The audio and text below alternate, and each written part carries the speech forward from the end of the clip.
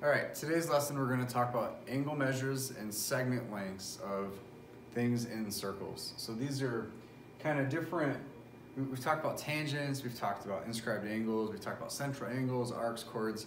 So these are some other types of lines and angle measures and things that occur in circles that have some numerical relationships. And so that's what we're going to talk about today. And as we go through, it'll make more sense. All right, we have a new word here called secant. So we have tangent, we have diameter, radius, chord. So our new word for this lesson is secant. And what secant is a line.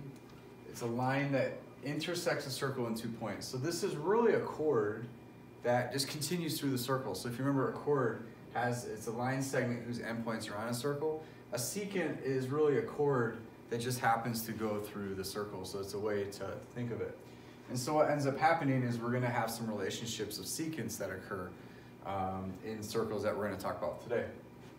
All right, so the first theorem we're going to talk about here is in a problem where we have two secants like this, or even two chords that intersect, that do not intersect in the center. Because if they intersect in the center, those are central angles, and we have different properties for those. See, these are non-central angle intersecting lines, if that makes sense. And we're going to talk about that. So here we have one arc, which we're going to call X. This arc here we're going to call Y, and we're going to talk about angle 1. And it is actually same as this angle here because these two angles are in fact vertical. All right, so what we have here is that if we have intersecting lines inside a circle, right, like this angle is going to be half of the sum of the measures of the intercepted arcs. So what we're really talking about is if we add up this arc and add up this arc and then divide by 2, it's going to equal to the angle right here in the problem, or this angle right here, because these two angles are congruent. Now, if we wanted to take this problem further, we know that this arc plus this arc divided by 2, or taking half of that sum, is going to equal to these two angles here. So it can be applied to the other part of the problem as well. So that's what our theorem here is talking about, and we're going to do some problems relating to that. Down here, we have 3 types of problems where we have, in this case, we have two secants that intersect outside the circle.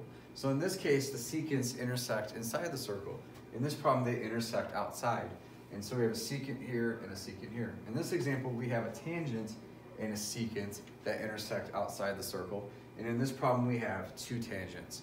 In all of these cases, these three examples are going to have the same rule. And what this says, if you have lines that intersect outside the circle, it's half of the difference. Again, difference to us in math means subtract. So what we're going to do is take, in these examples, it's x minus y, x minus y, x minus y. But sometimes you don't have x and y. So what I simplify it as is, you're going to take the bigger arc, subtract the smaller arc, and then divide by 2. And so that's going to be what we use in class. Take the big arc minus the small arc, divide by 2. And that's going to give us the angle of where these two lines intersect outside the circle. So let's take a look at some examples here. All right, so in this case, we have two tangent lines that intersect. And because they intersect, we're going to do big minus small divided by 2, and it's going to equal to 70. Well, this isn't a really simple question. So what we're going to end up doing here is big minus small divided by 2 is equal to the angle. So we set up our equation. Now to get rid of this fraction, we're going to have to multiply by 2. And by doing that, we get this step here. And then from here, it's a one-step equation, and we get a value of 250. Now, another way to do this particular problem, when you have tangent problems, this arc plus this arc has to add up to 360. So if you have 110 of it, how much more do we need to equal 360? 250. So there's 2 different ways to do this. There are times where the 360 minus that is going to be easier. There's going to be times when we're going to need to do this type of strategy as well. Right? Over here, we have two secants that intersect. Right? So to find the angle, this is going to be an easy one here. To find the angle, what do? Big minus small divided by 2 is going to equal to the angle. And when we go through the math, we figure out the angle is going to be 40 degrees. All right, our third example here, we want to find this angle. Now, when they intersect on the inside, right, one of the shortcuts or hints maybe I will tell you is that it kind of looks like a plus sign, right?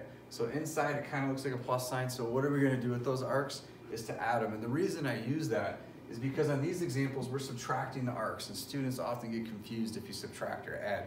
And so if the lines kind of form a plus sign on the inside, we know that we're going to add. So we're going to add 32 and 54, divide it by 2, and we're going to get an angle of 43. So this angle here would be 43. This angle here would be 43 as well. All right, let's look at some more theorems here. So now in this case, the problems we talked about before were angle measures. Now we're going to talk about different properties using the same types of segments and tangents and such, but this time talking about the segment lengths now, right, or line measures.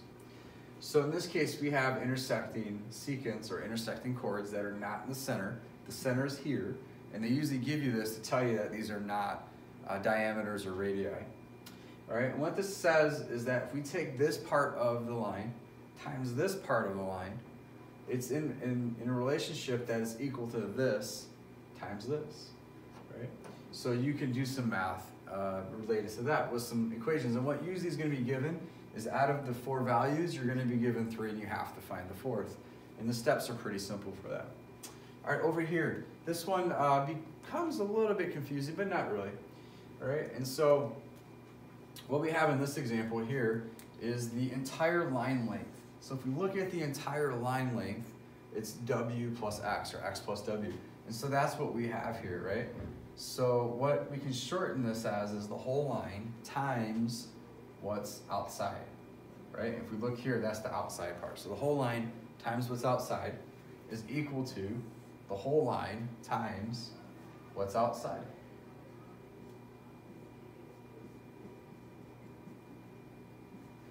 Okay, so that becomes our general form, because we might not always get X, Y, Z, W, Q, R, S, whatever. We might just get a bunch of numbers. And so to figure out what's missing, we use the concept of we take the whole line times what's outside, and that's going to equal to the whole line of the other line times what's outside, and that becomes a relationship. And in this case, we're going to figure out, there's going to be some missing values and stuff that we can use to figure out the answers. All right, over here, this is going to be very similar. So in this case here, we have t squared. Well, in the previous example, we took the whole line times outside, right? So what is the whole line in this case? It's t. What is the part outside? T. So what is t times t? It's t squared. So essentially the formula is the same thing, it's just expressed a little bit differently. Over here, what is the whole line? Y plus z. What is the part outside? Y. And so we use the same formula, it's just presented differently in a tangent. And so we use these relationships, again, to solve for missing problems. So let's try some examples here. In this problem here, we want to find this segment here. Well, what was our general formula for this? We have a whole line, which is 34 in length times 14, and that's going to equal to x plus 16 times 16. So when we set up our equation, we get this. Now we add and multiply, so we can kind of do all that in one step. We're going to distribute in this problem, right? And so now we're here, and we're going to subtract 256, which gives us 220, divide by 16, which gives us an x value of 13.8. And this is pretty much going to be how the work is done for most of the problems. All right, over here, they intersect on the inside, so this is going to be a little bit different relationship because we're going to now multiply them. So in the previous example with angles, we add. In this example with lines, we're going to multiply. In the previous example, I talked about it looking like a plus sign. It also could kind of look like a multiplication sign if you turn it a little bit. So that might be a little helpful for you. So 3 is going to be this length, 7 is this length. We have 6.5 and we have m. So 6.5 m is equal to 3 times 7. You go through the math and we get a value of 3.2. All right, over here. Again, we're going to take the whole line length times the outside, the whole line length times the outside. And so what we have is 4 plus x times 4 is equal to 36. Over here, we're going to do distribution, so 4 times 4, 4 times x gives you this expression. We're going to subtract 16 from both sides and then divide, and we get a value of 5, x equals 5. Okay, so those are some of the types of problems that we're going to get in this unit using the properties.